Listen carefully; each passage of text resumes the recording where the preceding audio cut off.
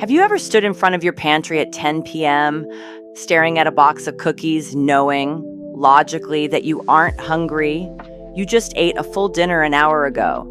Your stomach isn't growling, your energy isn't crashing, and yet there's a physical pull in your throat. It feels like an itch you can't scratch. It feels like an emergency. In that moment, you try to talk yourself out of it. You tell yourself you'll be better tomorrow.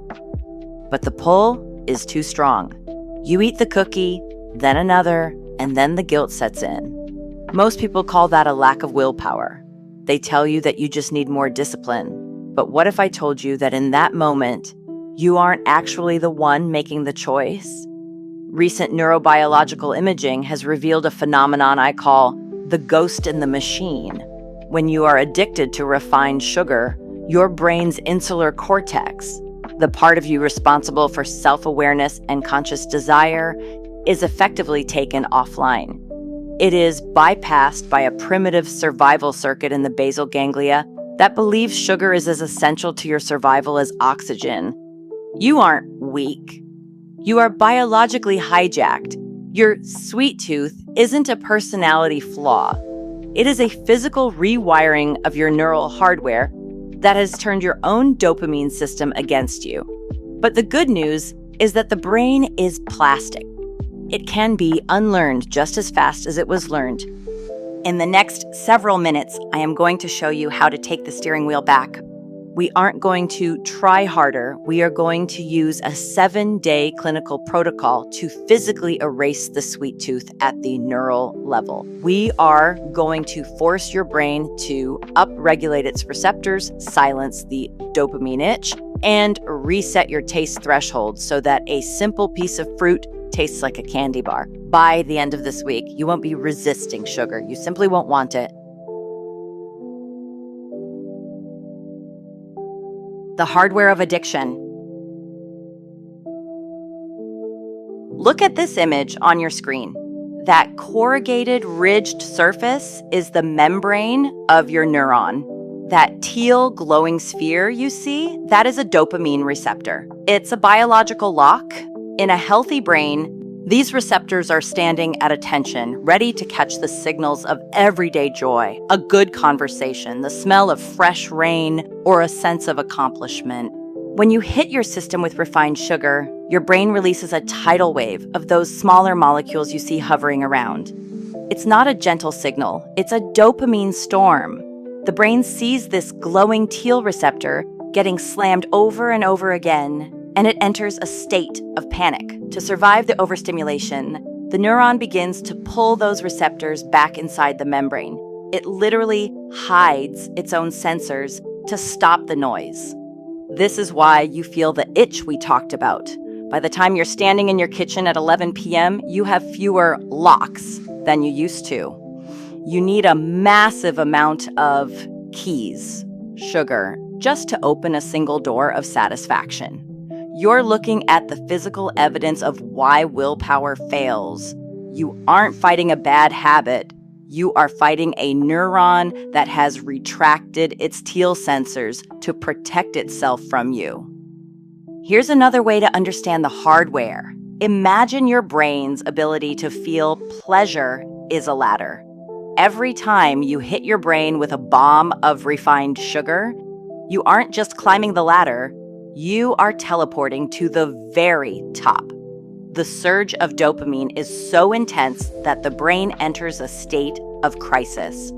The brain loves homeostasis. It hates extremes. To protect your delicate neurons from being fried by this massive dopamine surge, the brain does something called downregulation. It physically removes the rungs of the ladder. It closes off dopamine receptors so they can't be triggered. This is why, after years of a high-sugar diet, the things that used to bring you joy, a sunset, a walk, a conversation, start to feel gray or flat. You haven't lost your capacity for happiness. You've just lost your receptors. You are now standing on the floor, and you can't even reach the first rung of the ladder without a sugar boost. This is the cycle of the dopamine floor. We are going to spend the next 7 days rebuilding those rungs one by one. The 48-hour sensory shock. The first 48 hours of neural repatterning are known as the chemical silence phase. Your taste buds, the receptors on your tongue, actually have a very short lifespan. They regenerate every 10 to 14 days. However, the neural pathways in the brain that interpret those signals can be shocked into recalibration much faster. Think of your gustatory cortex like a high-end audio system. If you've been listening to heavy metal at max volume for a decade, you can't hear the subtle notes of a violin. Your brain has blown out its speakers.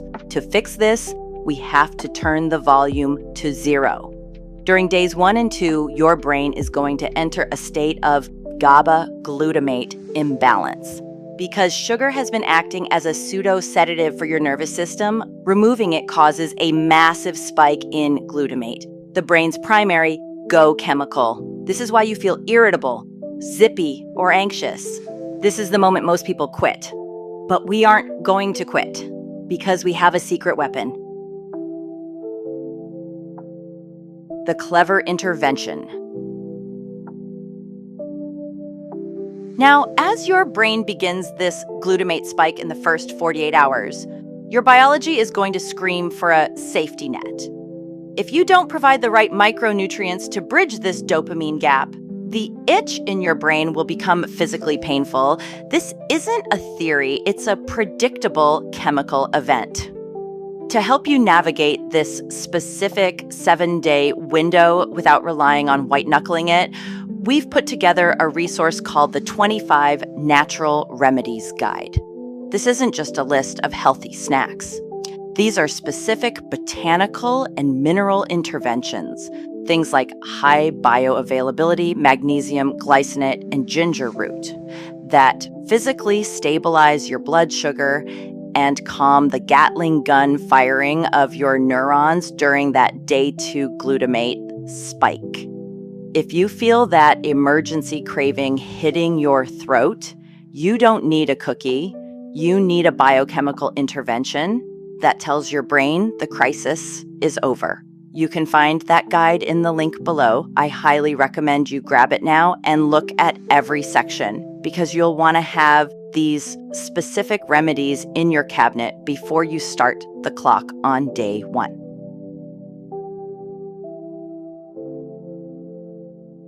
Days 1 and 2, the bitters barrier. During these first 48 hours, we are going to introduce the biological opposite of sugar, bitterness. In nature, bitterness is the stop sign for the brain. Most toxins are bitter, so our brains are hardwired to stop seeking and start analyzing the moment a bitter compound hits the tongue. Every time a sugar craving hits on day 1 or 2, I want you to introduce a bitter bolt. This could be a leaf of raw arugula, a sip of unsweetened dandelion root tea, or a square of 100% pure cacao. When that bitter signal hits your tongue, it triggers the glossopharyngeal nerve, sending an immediate priority 1 signal to the brainstem. This immediately halts the dopamine-seeking behavior. It pops the craving bubble in less than 60 seconds by shifting the brain from the reward circuit to the survival circuit. Days 3 and 4, the vagus nerve war. By day 3, the battle moves from your tongue to your gut. This is the most fascinating area of modern neurobiology. We have to talk about the vagus nerve, the massive information superhighway that connects your digestive tract to your brain. We now know that certain bacteria in your gut, particularly those that thrive on simple sugars, can actually synthesize neurotransmitters. They aren't doing this to help you, they are doing it to control you. They send signals up the vagus nerve that influence your cravings, quite literally hacking your brain to keep themselves fed. When you say, "I need sugar," it's often not you talking. It's a colony of sugar-dependent bacteria in your small intestine spoofing your brain into thinking you are starving. On days 3 and 4, we implement microbial crowding.